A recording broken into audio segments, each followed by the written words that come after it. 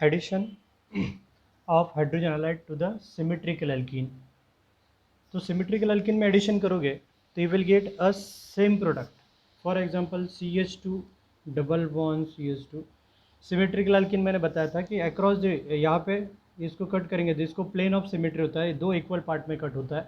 तो इस पर हम लोग हाइड्रोजन ब्रोमाइड का एडिशन करेंगे HBr का। तो कार्बन नंबर 1 और कार्बन नंबर 2, सपोज ये पार्शियली निगेटिव और ये पार्शियली पॉजिटिव, तो निगेटिव पार्ट पहले कार्बन नंबर 1 पे भेजेंगे, इसको जाएगा कार्बन नंबर 2 पे। तो यहाँ पे आपको मिलेगा CH3 CH2Br 1 2 1 ब्रोमो इथेन। इसको हम लोगों ने कार्बन नंबर 1 पे भेजा, कार्बन नंबर 2 पे भेजा और हाइड्रोजन जाएगा कार्बन नंबर 1 पे। तो यहाँ पे मिलेगा आपको Br CH2 CH3 1 2। अगेन दोनों का नाम सेम ही हो जाएगा, that is 1 bromo ethane. Okay, तो addition of hydrogen halide to the symmetrical alkene you will get only one product. So there is a possibility of formation of only one product in alkyl addition of hydrogen halide to the symmetrical alkene, एक ही product generate होगा आपका। But जहाँ एक और example देखते हैं, CH3CH double bond CH3, तो इसका नाम हो जाएगा ब्यूट 2ENE 1 2 3 और ये 4। तो यहाँ पे जब हम लोग हाइड्रोजन आयोडाइड का एडिशन करेंगे HI, तो अगेन ये पार्शियली निगेटिव पार्शियली पॉजिटिव, तो नेगेटिव पार्ट ब्रोमीन यहाँ पे, ये यहाँ पे, तो आपको ये प्रोडक्ट मिलेगा CH3 CH2 CHI CH3 1 2 3 और ये 4। तो इसका नाम हो जाएगा 2 iodo butane 2 iodo butane. This is the name of this structure. Same way अगर हम लोग आयोडीन को भेजेंगे यहाँ पे कार्बन नंबर 3 पे और हाइड्रोजन जाएगा कार्बन नंबर 2 पे, तो नंबरिंग इस साइड से होगा, फिर से आयोडीन 2 पोजीशन पे आएगा और आपको सेम प्रोडक्ट मिलेगा। सो यहाँ पे कंक्लूजन ये है कि when the addition of hydrogen halide to the symmetrical alkene you will get only one product. आपको हमेशा एक ही एक प्रोडक्ट मिलता है, कहीं पे भी एडिशन कर दो कुछ फ़र्क नहीं पड़ने वाला। ओके, लेकिन सेम सिनेरियो जब हम लोग देखते हैं कि अनसिमेट्रिकल एल्कीन के पास addition of hydrogen halide to the unsymmetrical alkene, वो पार्ट हम लोग देखते हैं। ओके, हाँ, तो addition of hydrogen halide to the unsymmetrical alkene, तो एडिशन जब हम लोग हाइड्रोजन ब्रोमाइड का अनसिमेट्रिकल रीजन है, एल्कीन भी हो गया आपका अनसिमेट्रिकल, क्योंकि एडिशन जो है यहाँ पे इसको इक्वल पार्ट में कट करेंगे तो ये अनइक्वल पार्ट में कट होता है, यहाँ से कट करेंगे तो अनइक्वल पार्ट में कट होता है, इसलिए इसको प्लेन ऑफ सिमेट्री नहीं है। ओके, तो ये एग्जांपल ले लिया मैंने प्रॉप 1ENE का, जिसमें हाइड्रोजन ब्रोमाइड का एडिशन करेंगे। तो सपोज कार्बन नंबर 1 पे मैं भेजता हूँ ब्रोमीन को और कार्बन नंबर 2 पे जाएगा हाइड्रोजन, तो यहाँ पे दो प्रोडक्ट फॉर्म होंगे। पहला प्रोडक्ट मिलेगा आपको CH3CH2 CH2Br, इसका नाम हो जाएगा 1 2 3 1 ब्रोमो प्रोपेन। दूसरा प्रोडक्ट आपको मिलेगा, ब्रोमीन जाएगा कार्बन नंबर 2 पे, हाइड्रोजन जाएगा कार्बन नंबर 1 पे, तो दूसरी पॉसिबिलिटी हो जाएगी CH3Br 1 2 3, you will get 2 bromopropane. Okay, so when there is a possibility of formation of more than one product, जब एक से ज़्यादा प्रोडक्ट फॉर्मेशन की पॉसिबिलिटी होती है, क्योंकि अल्कीन सिमेट्रिकल है, हाइड्रोजन हैलाइड का एडिशन किया तो हमेशा आपको दो प्रोडक्ट मिलेंगे, क्योंकि अल्कीन अनसिमेट्रिकल है।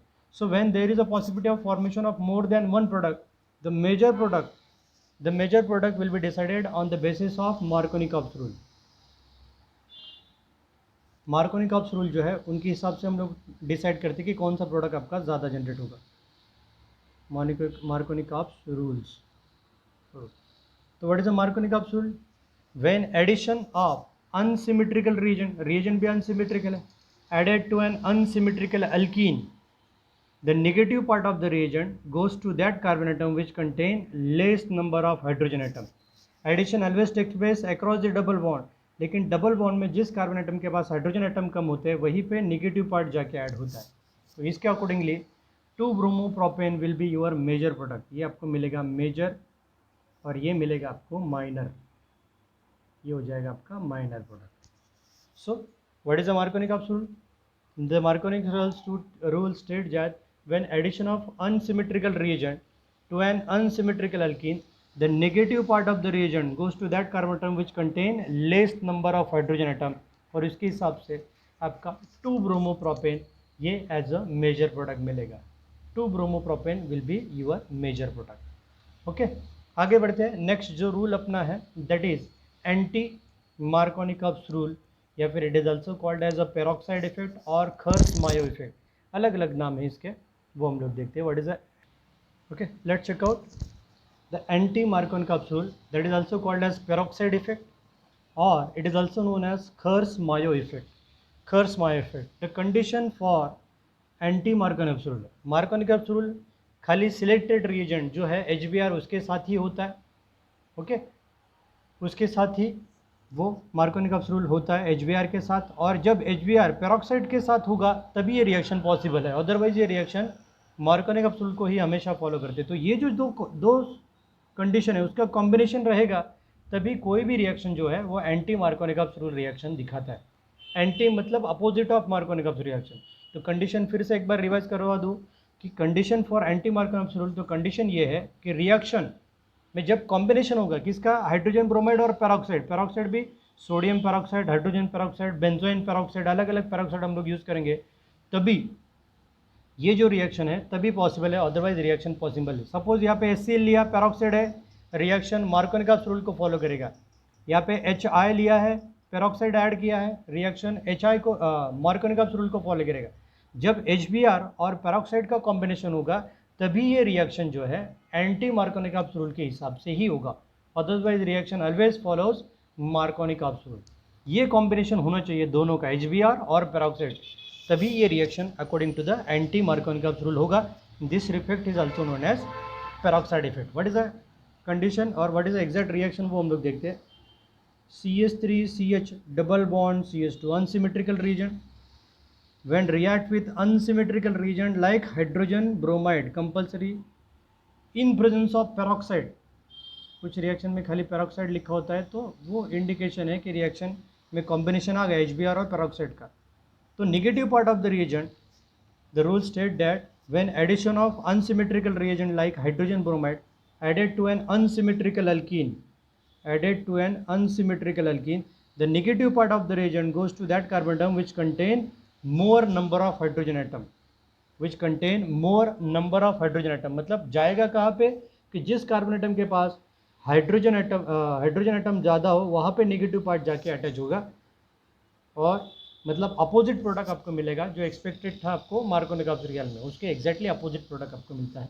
And you will gate CH3 CH2 CH2 Br 1 2 3, मतलब 1 bromopropane is your major product according to the anti-M rule, anti Markovnikov's rule के हिसाब से आपको ये प्रोडक्ट ज़्यादा मिलेगा एंटी-M रूल के हिसाब से। ओके, मतलब जो प्रोडक्ट आपका मार्कोनिकॉप्स रिएक्शन में मिनिमम प्रोडक्ट था वही एंटी मार्कोनिकॉप्स रिएक्शन में इन प्रेजेंस ऑफ हाइड्रोजन ब्रोमाइड और पेरोक्साइड वो आपका मेजर प्रोडक्ट बन जाता है। अपोजिट प्रोडक्ट आपको मिलता है according to the Markovnikov's rule, opposite product आपको मिलेगा। आगे बढ़ते हैं नेक्स्ट रिएक्शन की तरफ, that is addition of sulphuric acid, addition of sulphuric, okay, addition of sulphuric acid. So addition of sulphuric acid मतलब अक्रॉस द डबल बॉन्ड हम लोग एडिशन करेंगे इसका सल्फ्यूरिक एसिड का। तो सल्फ्यूरिक एसिड का फॉर्मूला है H2SO4, तो इसको स्प्लिट कर लिया हम लोगों ने H+ और SO3H-। Okay, so alkyne when react with cold concentrated sulphuric acid, the alkyl hydrogen sulphate generate होता है, एडिशन होगा ये और ये। सपोज आपका अल्किन सिमेट्रिकल है तो कोई प्रॉब्लम नहीं, एज यूजुअल हम लोगों ने देखा था, बट सपोज आपका अल्किन अनसिमेट्रिकल है तो रिएक्शन फॉलो करती है मार्कोनिकॉप्स रूल को। रिएक्शन किसको फॉलो करेगी, मार्कोनिकॉप्स रूल। हाँ, तो यहाँ पे हम लोगों ने जस्ट जनरल रिएक्शन लिखना था इसलिए मैंने नॉर्मल एग्जांपल लिया। तो यहाँ पे ऐड हो जाएगा आपका H और यहाँ पे OSO3H, मतलब आपको मिलेगा अल्काइल हाइड्रोजन सल्फेट, ये वाला प्रोडक्ट मिलेगा। ओके, ये एज अ प्रोडक्ट मिलता है। इसमें फिर से हम लोग वाटर का एडिशन करेंगे, इसमें वाटर ऐड कर देते हम लोग H और AOH, तो ये कंप्लीट H2SO4 के फॉर्म में बाहर निकल जाता है, H2SO4 के फॉर्म में बाहर निकल जाएगा, मतलब माइनस H2SO4, और ये OH ग्रुप जो है इस SO3H ग्रुप को सब्सटीट्यूट करके वहाँ पे अल्कोहल जनरेट कर लेता है, HOH, और a normal you will gate corresponding alcohol. तो आपको अल्कोहल मिल जाएगा, नॉर्मल अल्कोहल आपको मिल जाएगा। तो यहाँ पे हम लोग देख रहे हैं कि addition of sulphuric acid, the addition of sulphuric acid takes place according to the alkene. First it gives formation of alkyl hydrogen sulphate, that alkyl hydrogen sulphate followed by the hydrolysis gives for corresponding alcohol. Example ले लेते हैं हम लोग, example लेंगे, दो example हम लोग लेते हैं। ये था आपका जनरल रिएक्शन,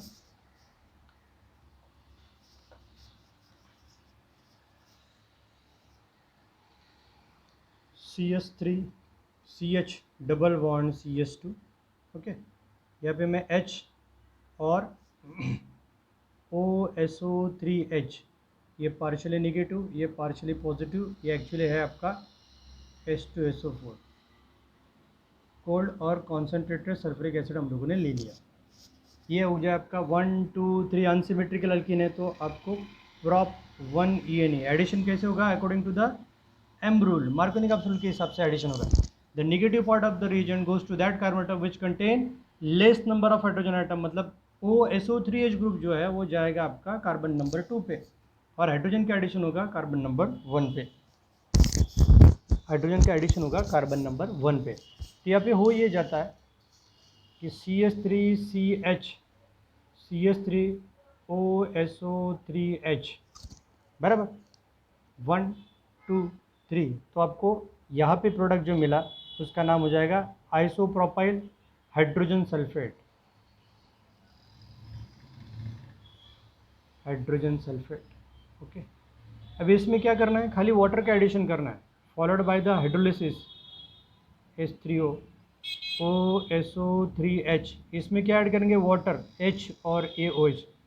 ये कंप्लीट इतना पार्ट जो है H2SO4 सल्फ्रिक एसिड के फॉर्म में बाहर निकल जाता है, और ये ऑक्सीजन इस SO3H ग्रुप को रिप्लेस करके फॉलोड बाय हाइड्रोलिसिस, हाइड्रोलिसिस मतलब addition of water CH3CH CH3OH 1 2 3, और ये H2SO4 as a catalyst reaction में रिएक्ट हुआ, बाहर निकल गया, अल्किन का कन्वर्जन करस्पॉन्डिंग अल्कोहल में उसने कर दिया।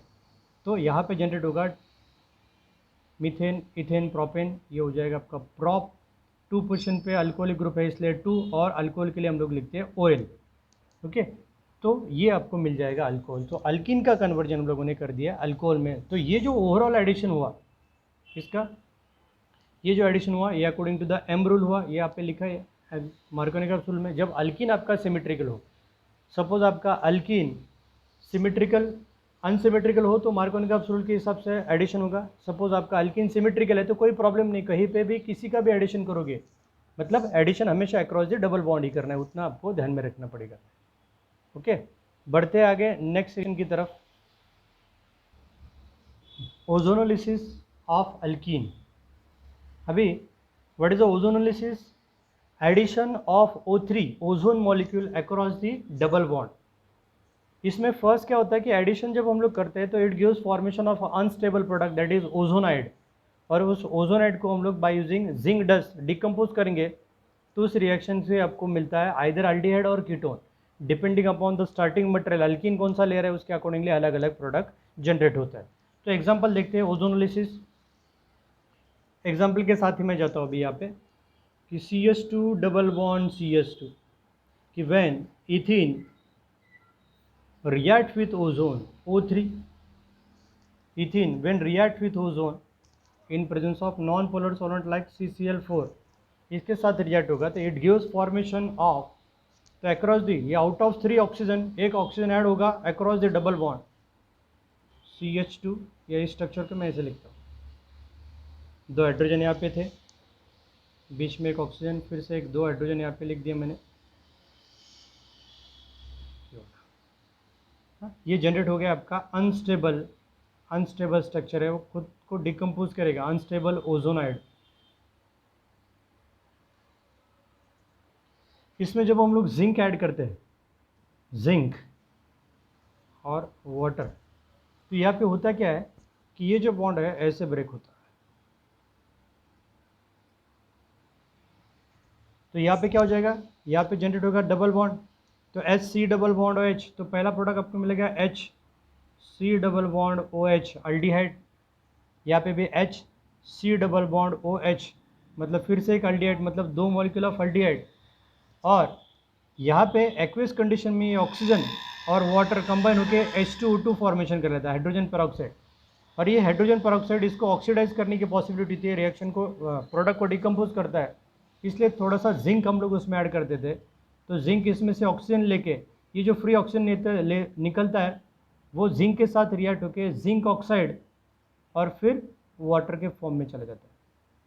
तो इसलिए जिंक का ये मेन इंपॉर्टेंट रोल है कि यहाँ पे जो H2O2 फॉर्मेशन फॉर्म होगा, H2O2 जनरेट होगा, उसको वो डिकम्पोज करने के लिए यूज़ करते हैं। तो when ethene react with ozone it gives formation of unstable ozonide. ये ओजोनाइड अक्रॉस हमेशा ऐसे डिकम्पोज होगा, H C double bond O H double bond O H, तो 2 मॉलिक्यूल ऑफ अल्डिहाइड, और ये जनरेट होगा आपका फॉर्मल्डिहाइड। या फिर एक ही कार्बन एटम है तो इसका नाम हो जाएगा मिथेनॉल। मीथेन का ई निकालना है और एल लगाना है, अल्डिहाइड के लिए एल लगाते हैं, तो it gives formation of 2 molecules of methanol और zinc oxide and water as a by product. Okay, तो ethyne get convert into aldehyde, वो भी कौन सा, फॉर्मल्डिहाइड में उसको कन्वर्ट कर दिया। दूसरा एग्जांपल लेते हैं, ऐसे एग्जांपल की जिसमें आपको 2 अलग अलग टाइप के अल्डिहाइड मिले। ओके, वो एग्जांपल हम लोग देखते हैं। प्रोपिन का example, CH3CH double bond CH2 when react with ozone, again same reaction, CCl4 के साथ हीटिंग कंडीशन में तो across the double bond addition होगा, CH3CHO, इन दोनों ऑक्सीजन जिसमें डबल बॉन्ड प्रेजेंट है उनको कनेक्ट करना है, ये ऐसे डिकम्पोज होंगे। ओके, तो CH3C double bond OH, CH3C double bond OH, और दूसरा HC डबल बॉन्ड OH, मतलब फॉर्मल्डिहाइड जनरेट हुआ, CH3C डबल बॉन्ड OH। इसको डिकम्पोज करेंगे वाटर और जिंक, तो ये विल गेट ये 2 प्रोडक्ट, जिंक ऑक्साइड, ये जो सिंगल ऑक्सीजन होता है वो जिंक के साथ चला जाता है, और ये वाटर एज इट इज़, या फिर जिंक ऑक्साइड लिखा तो भी चलेगा नॉर्मल। ओके, अभी मीथेन इथेन, तो इथेन का अगेन ई जो है उसको रिप्लेस करना है किसके साथ, अल्डिहाइड का एल के साथ, तो इसका नाम हो जाएगा इथेनॉल, या फिर उसका कॉमन नेम है एसिटाल्डिहाइड, एसिटाल्डिहाइड। और अभी ये थोड़ी देर पहले लिखा था हम लोगों ने मीथेन, एक ही कार्बन एटम है तो मीथेन का ई रिप्लेस होगा, ये हो जाएगा मिथेनॉल या फिर फॉर्मल्डिहाइड, फॉर्मल्डिहाइड। ओके, तो ये था ओजोनोलिसिस वाला रिएक्शन। ये रिएक्शन ख़त्म होने के बाद हम लोग आगे बढ़ते हैं, एक थोड़ा सा अलग टाइप वाला रिएक्शन है, वो है आपका hydroboration reaction, that is oxidation of alkyne. इस रिएक्शन में बोरिन को हाइड्रोबोरेशन मतलब B2H6 ये रीजन हम लोग यूज़ करेंगे, और अल्कीन का हो जाएगा ऑक्सीडेशन और आपको मिलेगा अल्कोहल। ओके, तो नेक्स्ट रिएक्शन की तरफ हम लोग बढ़ते हैं, दैट इज हाइड्रोबोरेशन। ये थोड़ा सा रिएक्शन अलग है, नॉर्मल मैकेनिज्म में ये इमीडिएटली फिट होता नहीं। Hydroboration, oxidation of alkyne. Okay, हाँ, कि alkyne when react with diborane, alkyne की बात करें तो for example CH2 double bond CH2 डाइबोरिन के साथ रिएक्ट होंगे, तो हम लोग एग्जांपल ऐसे ही लेते हैं कि आपको दोनों जो पार्ट है कि एडिशन ऑफ वाटर ऐड होता है across the double bond, but the addition takes place according to the anti Markovnikov's rule. Example मैं ले लेता हूँ CH3CH डबल बॉन्ड CH2, क्योंकि एंटी मार्कोनिकॉप्स रूल समझने के लिए आपको अनसिमेट्रिकल अल्कीन की ज़रूरत पड़ेगी। ओके, तो एग्जांपल ले लिया कि when propene react with diborane, B2H6 6 molecule use करना है। 6 molecule of propene react with diborane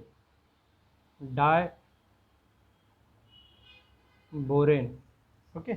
तो होता ये है कि ये B2H6 जो है इसका स्ट्रक्चर ऐसे होता है, 11th में था हम लोगों को। तो CH3CH डबल बॉन्ड CH2, तो ये हाइड्रोजन यहाँ पे ऐड होता है और ये बोरॉन के साथ कनेक्ट हो जाता है। Same way CH3CH double bond CH2, तो अगेन हाइड्रोजन यहाँ पे ऐड होगा, बोरॉन के साथ कनेक्ट हो जाएगा। तो same way CH3CH double bond CH2, again hydrogen carbon number 2 पे ऐड होता है और ये बोरॉन के साथ कनेक्ट हो जाएगा। तो एक बोरॉन जो है वो 3 इथिन मॉलिक्यूल के साथ कनेक्ट होके एक ऐसा कॉम्प्लेक्स फॉर्मेशन करेगा, CH3CH2 और ये बोरॉन। ऐसे हुए अपने पास 3 मॉलिक्यूल, क्योंकि 1 2 और 3 एक ही सिंगल बोरॉन को अटैच है, तो 1 1 2 3 एक ही सिंगल बोरॉन को अटैच है। तो इस साइड में 3 मॉलिक्यूल्स, इस साइड में 3 मॉलिक्यूल्स अटैच हो सकते हैं। तो ये जो है ऐसे अपने पास 2 सेट जनरेट हो जाएंगे, क्योंकि यहाँ पे भी सेम सिनेरियो, यहाँ पे फिर से CH2 CH2 CH2 CH2 CH2 CH3 CH2 CH2 CH3 CH2 CH3 CH3, तो 2 बोरॉन, तो ये मल्टीप्लाई बाय 2 हो जाएगा, और 3 इंटू 2 मतलब ये 6 मॉलिक्यूल एक दूसरे के साथ अटैच हो जाएंगे। तो इस एग्जांपल को देखेंगे कि propene when react with diborane, तो ऐसे 2 सेट वो जनरेट करता है, किसके? कॉम्प्लेक्स वाला, बोरॉन के साथ ट्राई अल्किल बोरेन वाला, ट्राई प्रोपिल बोरॉन, ऐसे वो सेट जनरेट करता है।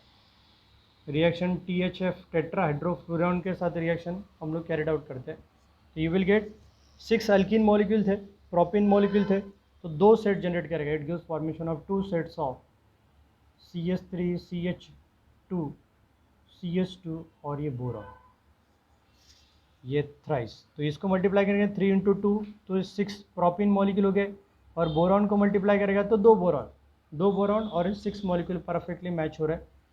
तो आपको मिल गया सेट ऑफ 2 मॉलिक्यूल्स ऑफ किसका? Try propyl boron, try propyl borane वाला सेट आपको मिल गया।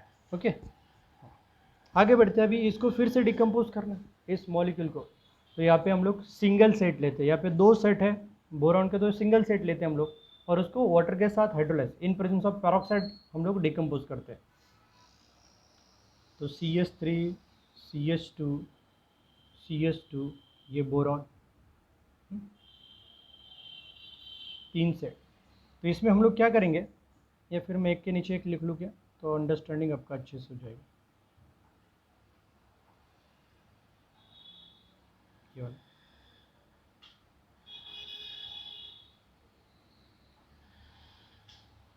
ये वाला, इसमें हम लोग ऐड करते हैं hydrogen peroxide 3 molecules H2O2। Okay, 3 molecules लिए तो 3 OH और 3 OH, मतलब total 6 OH minus ion generate होंगे, 6 OH में। तो होता ये है कि एक H2O2 हाइड्रोजन पेरोक्साइड जो है तो ऐसे डिकम्पोज होगा, HO और ये OH, तो एक इसके साथ और एक इसके साथ। सेम वे HOOH, एक जाएगा इसके साथ, एक जाता है इसके साथ। सेम वे HOOH, ये जाएगा इसके साथ और ये जाएगा। तो CH3 CH2 CH3 CH2 CH2OH, CH3 CH2 CH2OH, CH3 CH2 CH2OH। तो एग्जैक्टली कन्वर्जन कैसे हो जाएगा देखो, 3 मॉलिक्यूल्स ऑफ अल्कोहल हम लोगों को मिलेंगे, 3 मॉलिक्यूल्स ऑफ अल्कोहल। इस स्ट्रक्चर को मैं अभी ऐसे लिखता हूँ कि CH3 CH2 CH2 और ये boron 3 when react with 3 molecules of H2O2 hydrogen peroxide, तो क्या हो जाएगा, 3 molecules of CH3 CH2 CH2OH, CH3 CH2 CH2OH, और बोरॉन को फिर से ये 3 हाइड्रोक्सिल ग्रुप अटैच होता है, तो बोरॉन हाइड्रोक्साइड ये जनरेट हो जाए। तो यहाँ पे मिल गया 1 2 और 3 मीथेन इथेन प्रोपेन, ये प्रोपाइल अल्कोहल। अभी जब हम लोग इसको प्रोपिन और प्रोपिल अल्कोहल को कंपैरिजन करेंगे, तो मैं यहाँ पे लिखता हूँ कि CH3 CH double bond CH2, और इसको देखेंगे तो यहाँ पे CH3 CH, यहाँ पे एक एक्स्ट्रा H, और CH2 यहाँ पे OH एडिशनल। तो हुआ क्या, इस स्ट्रक्चर को हम लोगों ने अल्कोहल में कन्वर्ट किया, तो यहाँ पे खाली अक्रॉस द डबल बॉन्ड एक वाटर मॉलिक्यूल ऐड हुआ, एक यहाँ पे OH H और यहाँ पे OH। तो वाटर को देखेंगे तो H प्लस और OH माइनस। तो according to the Markovnikov rule देखते हैं हम लोग M रूल के हिसाब से, तो निगेटिव पार्ट कहाँ पे जाना चाहिए था, कार्बन नंबर 2 पे। 1 2 3 less number of hydrogen atom यहाँ पे प्रेजेंट है, लेकिन वो गया कार्बन नंबर 1 पे। इसका मतलब ये हुआ कि the addition of water molecule takes place according to the in hydroboration reaction takes place according to the anti M rule, anti मार्कोनिक rule के हिसाब से, एंटी एम रूल के हिसाब से इसका एडिशन हुआ है। The addition is takes place according to the anti M rule, anti मार्कोनिक rule के हिसाब से एडिशन हुआ है। जब हम लोग स्ट्रक्चर को ऑब्जर्व करेंगे तो यहाँ पे एक H और यहाँ पे एक OH, तो negative part OH minus carbon number 2 की तरफ जाना चाहिए था, लेकिन गया कार्बन नंबर 1 की तरफ। इसका मतलब addition opposite of Markovnik rule reaction हुआ है, that is called as anti मार्कोनिक rule. तो in hydroboration reaction the propene get convert into corresponding alcohol, but the addition of water molecule takes place according to the anti-Markovnikov rule, according to the anti-Markovnikov rule, and gives formation of corresponding alcohol, alcohol वो generate कर देता है। Okay, last 2-3 reaction बचे हैं, वो हम लोग complete कर लेते हैं। नेक्स्ट रिएक्शन जो है अपना पॉलीमराइजेशन, पॉलीमराइजेशन वो हम लोग देखते हैं।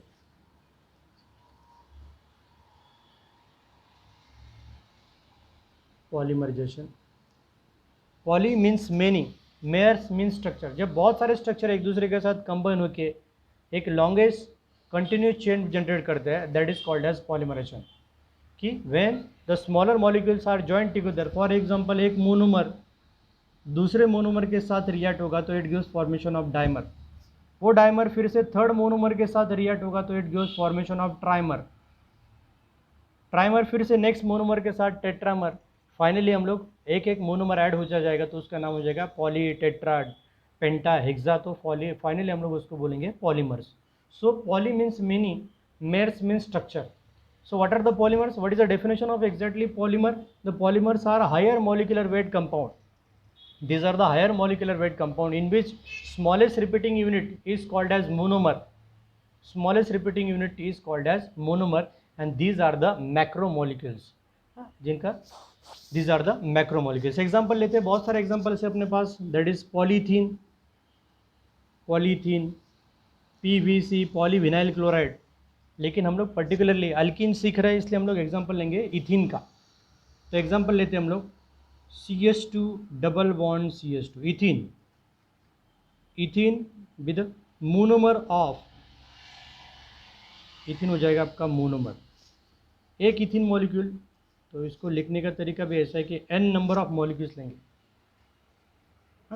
व्हेन रिएक्ट विद, इनिशिएट करेंगे, इनिशिएटर की जरूरत होती है, heat in presence of oxygen as a initiator.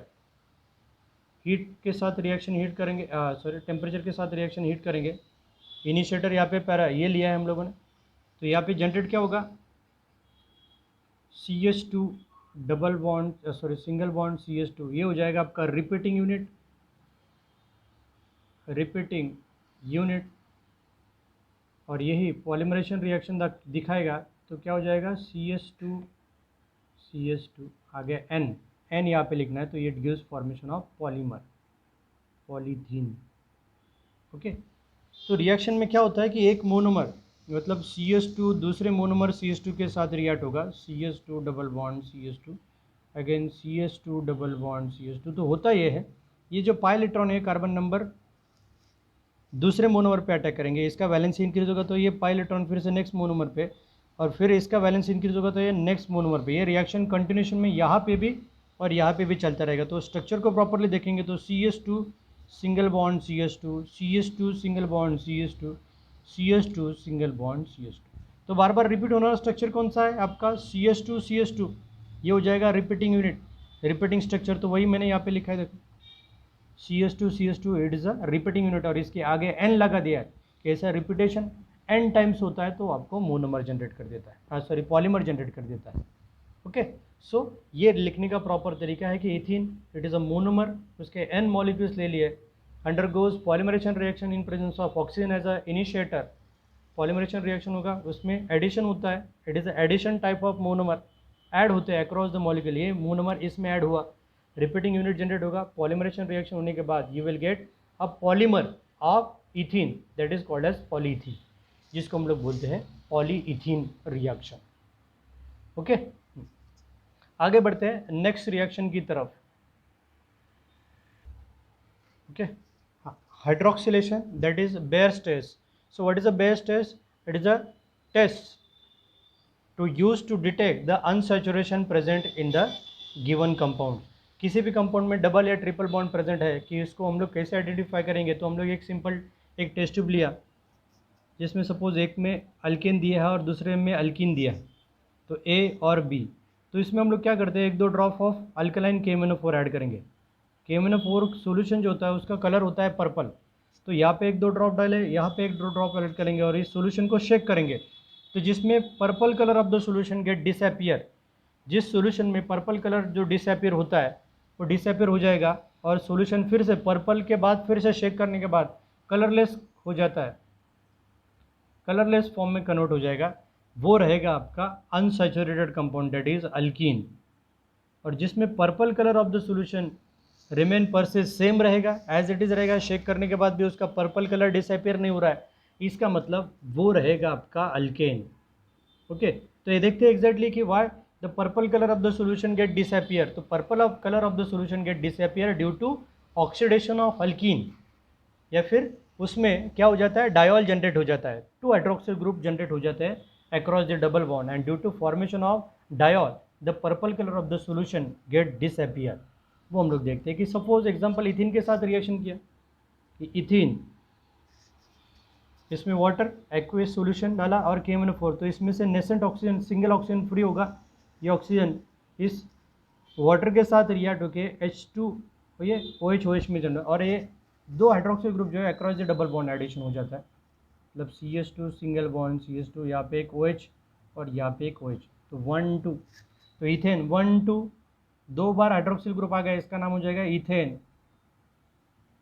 1-2 डायऑल, die मतलब 2 हाइड्रोक्सिल और अल्कोहल के लिए हम लोग लिखते हैं OL। सो ये डायऑल फॉर्मेशन हो जाता है, डबल बॉन्ड डिसअपियर हो जाता है, और डबल बॉन्ड डिकम्पोज होने के बाद purple colour of the solution get decompose, sorry purple colour of the solution get disappear, वो डिसअपियर हो जाता है। सो किसी भी कंपाउंड में अनसैचुरेशन प्रेजेंट हो, किसी भी कंपाउंड में अनसैचुरेशन